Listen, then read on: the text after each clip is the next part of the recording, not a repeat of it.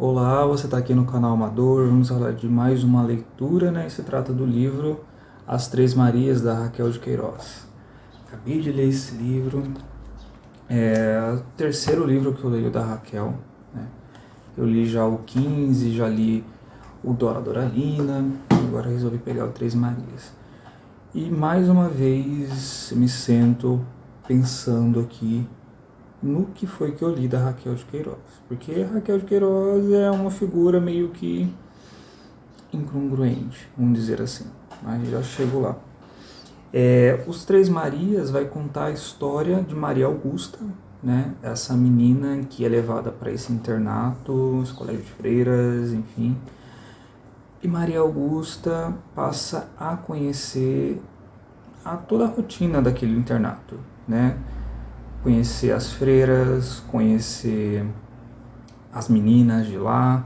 E as Três Marias faz referência não só às Três Marias lá do Cinturão de Órion, como também às duas melhores amigas que ela vai ter, que é a Maria José e a Maria da Glória. Então, juntas elas formam essa tríade aí de amizade.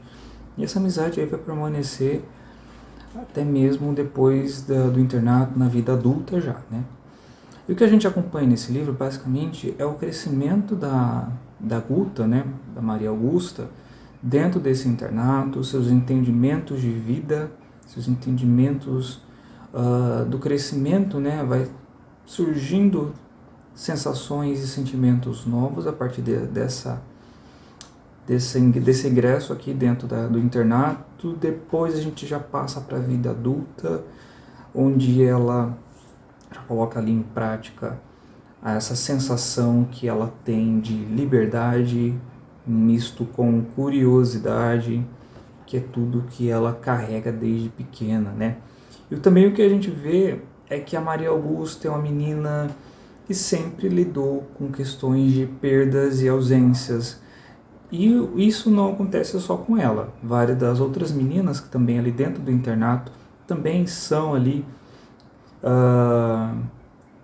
criadas em volta dessa sensação de perda, de falta de amparo, de solidão, morte, enfim, tudo isso.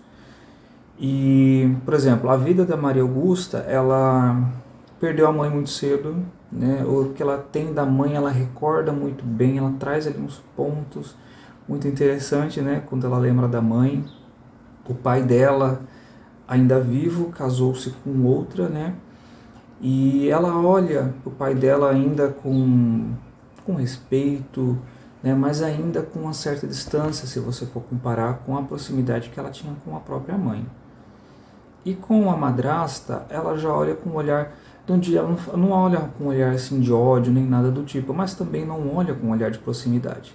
Apenas enxerga a madrasta como uma mulher muito concisa, né, repleta de filhos, uma mulher que é pragmática. E mais para frente ela vai entender que é uma mulher que está ali amarrada aos costumes ali meio que patriarcais daquela relação que tem homem e mulher dentro de certos casamentos, dentro da sociedade. E mais para frente ela vai começar a querer se distanciar disso, né? Tomar uma distância desse tipo de relação, desse tipo de pensar e desse tipo de agir. Porque ela tem esse ímpeto de liberdade e essa curiosidade de querer ir além daquilo que colocam para ela, né, dentro da relação. Maria da Glória é outra também que perdeu a mãe muito cedo durante o parto, conviveu com o pai por muito tempo, e o pai ele tinha um poder financeiro maior e começou ali a meio que fazer uma poupança para a menina, vamos colocar assim. E quando o pai chegou a falecer, ela teve um tutor, mas ela foi parar dentro do internato também. E a Maria José a mesma coisa. O pai dela abandonou a família para viver com uma outra pessoa, viver com outra mulher, e ali com esse novo relacionamento criou uma nova família. E a mãe ficou ali resignada para criar aquele monte de filho, aquele monte de situação ali para lidar. E ela também cresceu ali naquele meio, então por isso também que ela está no internato. Então você vê que tem só isso que a gente conhece das três. Tem outras meninas que vão passando ali dentro do internato, que ela vai apontando, né, para cada história, e a gente vai perceber que são histórias de perdas, São meninas que foram resignadas, que ou perderam um ente da família, ou até mesmo perderam a oportunidade, ou até mesmo o direito de decidir ali o que quer. Por mais que sejam adolescentes, mas são friamente guiadas ali dentro, né? E ela até mesmo questiona a posição de freiras, né? Ela olha com a freira com uma posição muito distante, uma posição muito autoritária. Tem uma freira, por exemplo, que ela recorda que ela acha interessante o fato da freira querer ler um livro que estava rolando ali secretamente dentro do internato, um livro de romanção, assim, né? E a freira quer ler esse livro e ela olha com uma posição assim de curiosidade, achando que a freira não poderia ler isso. Aí dá o entendimento que por debaixo dessa autoridade, por debaixo desse hábito que elas usam, existe ali uma pessoa, existe ali uma mulher, e como pessoa e mulher comum que é, existe ali desejos, sentimentos que foram suprimidos em prol desse tipo de regra, né? Em prol desse tipo de autoridade. Quando ela aponta para esses detalhes de dramas que ela encontrou dentro do internato, dessas outras meninas, né? Uma que quer fugir, uma que quer casar, outra que não se encontra ali dentro, enfim. Ela aponta para dramas que já começam desde cedo, né? Ela aponta aqui na página 67, ela comenta: a gente pensa que a infância ignora os dramas da vida e esquece que esses dramas não escolhem oportunidade nem observam discrição, exibem-se nus, pavorosos aos olhos dos adultos e dos infantes indiferentemente. Então ela coloca que sim, dramas existem dentro, né? Ela vive esse drama, ela percebeu isso, né? Do ponto, ela tem essa sensação, essa sensibilidade de perceber esse distanciamento, esse tipo de emoção que surge, por exemplo, a própria comparação da mãe dela, da perda da mãe, com o tipo de relação que ela tem com o pai e com a madrasta agora, e observando isso nas outras meninas também, né? Aí ela coloca como exemplo uma das meninas lá dentro, né? A história de Jandira, por exemplo, imprópria para menores, era uma interrogação terrível para nós, e nos solicitava e nos perturbava permanentemente. E ela vai comentando sobre essa história da Jandira, que também ela costuma falar disso, fala de uma menina lá dentro. Ela disserta um pouquinho sobre essa relação, depois comenta que fim deu essa menina, né? Depois do internato, por exemplo. Então ela sai do internato depois de velha, depois de adulta, né? Faz 18 anos, ela sai, volta para casa dela, e nisso que ela volta, isso lá no Ceará, nisso que ela volta, ela começa assim a perceber esse tipo de caixinha social em que ela é colocada, o tipo de condicionamento social que ela é colocada dentro das relações. E isso começa a afastar ela, ela não quer isso para a vida dela, ela sente aquela necessidade de estar além disso, ela não quer isso para ela. E o que acontece é que ela quer tentar ganhar a vida. Isso, ela vai embora, ela volta para a cidade de Fortaleza, ali ela encontra Maria José, ela encontra o próprio emprego como datilógrafa e ela começa a trabalhar ali para se sustentar.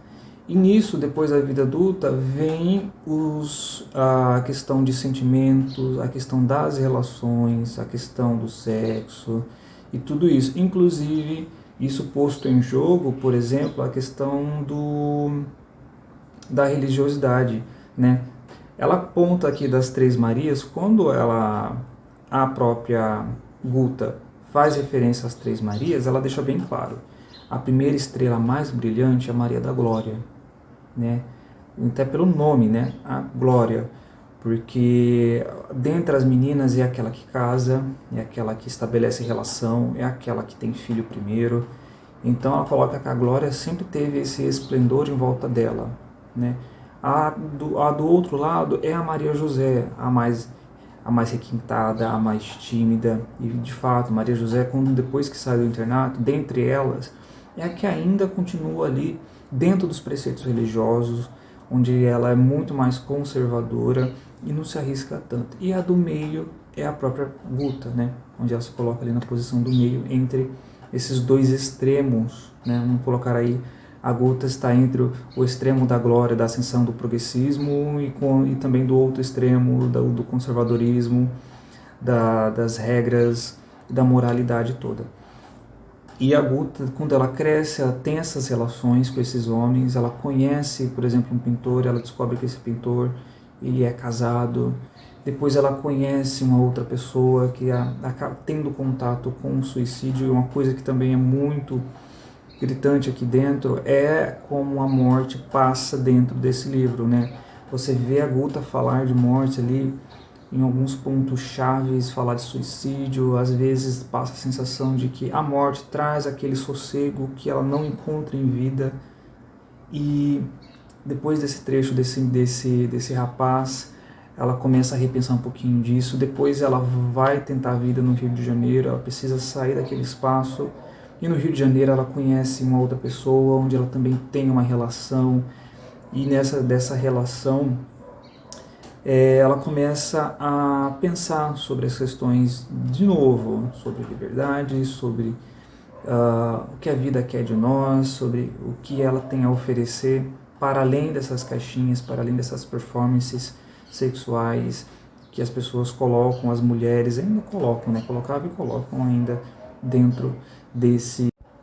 E quando eu comento sobre incongruência, a própria Raquel de Queiroz, para quem não assistiu no Roda Viva que ela fez, o Caio Fernando de Abreu pergunta para ela sobre a questão da aproximação da própria Raquel com o regime militar, né? Em que ela teve muita aproximação ali, eu esqueci o nome, acho que é Castelo Branco, se eu não me engano. E nisso ela comenta que ela é apolítica, né? Ela nasceu ali, filha de pessoas que estavam ligadas ao Partido Comunista, ali na década de 20, década de 30, ela teve essa filiação, depois ela foi contrária a Getúlio, e na sequência foi contrária também a Jânio Quadros e João Goulart, e apoiou aquela revolução, né? O que ela fala é que ela apoiou naquele primeiro momento. Depois que teve a sequência, ela já não era mais a mesma, né? Ela achou que ia ter eleições para colocar um outro civil dentro, mas o que a gente viu não foi isso, né?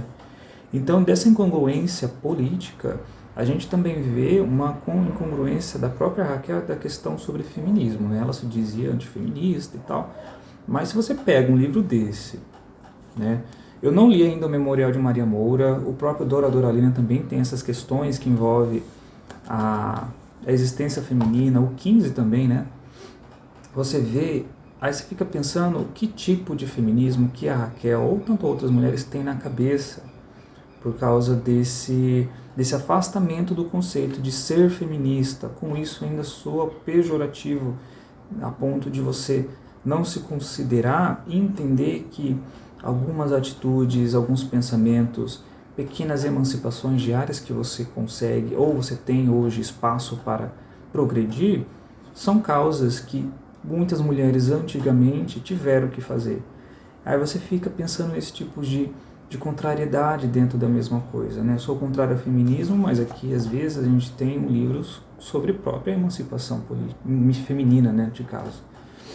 E você vê um crescimento dessa mulher que não está amarrada aos ditos rituais feminismos que ela é colocada, né? Uma mulher que conquista dela, uma mulher que, por exemplo, já repensa sobre a questão de relação sexual antes de casamento, uma mulher que repensa sobre ela ir lá conquistar o emprego dela e tudo isso.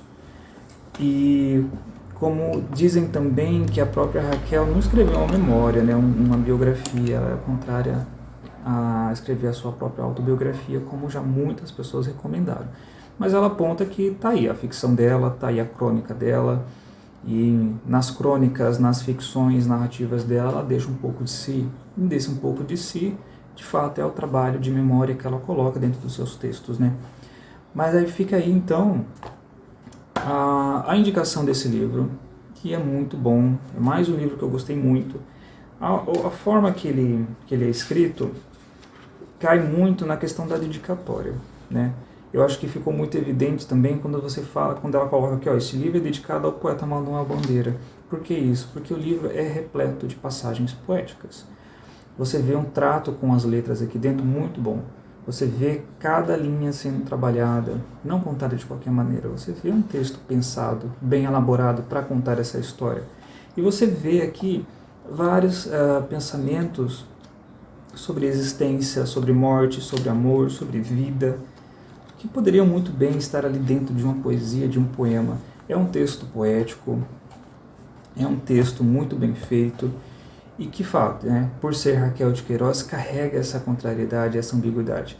Para mim, eu acho que é o que torna Raquel de Queiroz, né? É uma escritora que, além do seu tempo, é uma escritora que transita, dentro dessas incongruências aí, e acaba sendo até uma certa misticismo em volta dela, vamos dizer assim, que você não encontra numa biografia. Você vai procurando pedacinhos por ali e depois você junta e você cria a sua própria opinião. Bom, fica a dica aqui desse livro que é muito bom, interessante, vale a pena ser lido. Bom, tem vídeo aí toda semana, se você gostar, curta, se inscreva no canal e até a próxima.